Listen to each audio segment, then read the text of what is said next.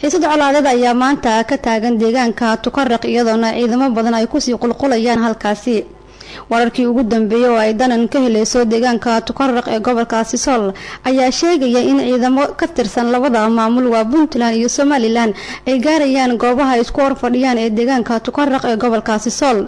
dadka halkaasi ku sugan ayaa cabsi ka muujinaya in mar kale dagaal halkaasi uu ka qarxo iyadoona mudooyinkii ugu dambeeyay ciidamada ka kala tirsan maamulada Puntland iyo Somaliland uu dagaal ku dhaxmaraya deegaanka Tukarraq ee gobolkaasi Sool lamana oga xaaladda halka ay ku dambeyn doonto maadaama maanta halkaasi laga dareemayo xiisad colaadeed oo mar kale ka soo cusboonaatay waa deegaanka Tukarraq ee gobolka Sool.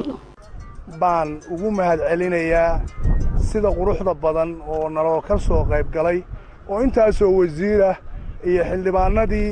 iyo maaragtay dadkii xoolaha keenay iyo baahda saxaafaddu ay maaragtay noogu soo gurmadeen oo aad sidaa naloo danaynayo aad halkaa ka garan kartaan marka insha allah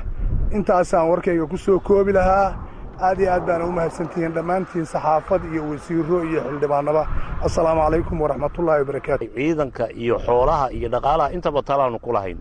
حتى waxaan ula xiriirnay dad banaanka jooga waana isku afgarannay waxa maantana keenayna waa sidaas aniga maxamuudna aad baan ugu dhuundaloolnaa sababta waxaan codsanaynaa guddiga taakuleynta iyo wasiiradu inay la wareegaan xoolahaas markii lacagta dhaawaca ee diyaarna dabcan idinka kala wareegi doona iyagana waxaan leeyahay waa mahadsantihiin meesha ka soo bixisayna waxa khayr qaba Allah idinku bedelo waxaad samayseen tolkiin oo dagaal ku jira u soo gurmateen ومهتسنتين أورمية ولا أشكر على الواجب. دولة وعدو غير قبيلة. وأنا فيلينا رنتي كل يبا ودت صار لجوء وين كنا غندونا يجوا لجوء دول كودي يومشي كي مادين يجوا رالكوا.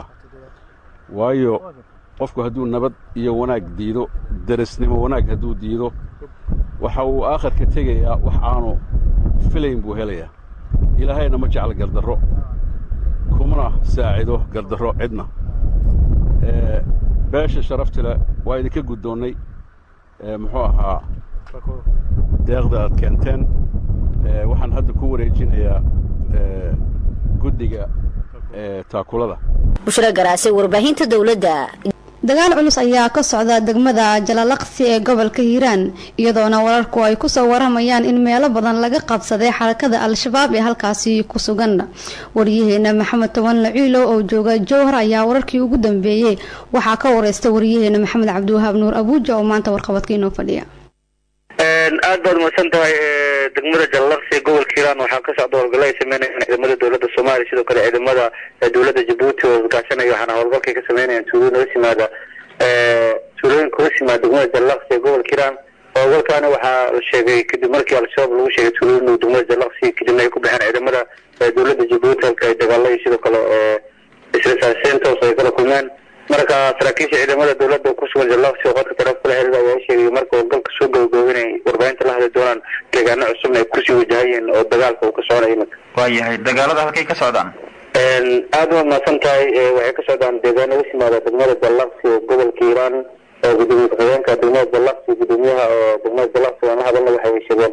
in howlgalkaas sidoo kale dagaal ku dhaxay ciidamada al-shabaab iyo sidoo kale ciidamada dawladda iyo kuwa dawladda Soomaaliya oo galabsanaya inay imika ka soconayaan tuulooyin u simaada degmada Jalalaqsi dagaalkaani ayaa imaaday kadib markii oo howlgalay sameeyeen ciidamada dawladda Djibouti halkaas ay kala kulmeen al-shabaab dagaalo toos sidoo kale sidaaseen. waayahay khasaaraha ma la ogaan karaa aad baad masantahay saraakiisha waan la hadalnay khasaaraha waxay sheegeen dhankooda soo gaaray markii howlgalkii dagaalku soo dhamaaday inay halkaasi la kulmi doonaan ay soo bandhigi doonaan waxay sheegeen in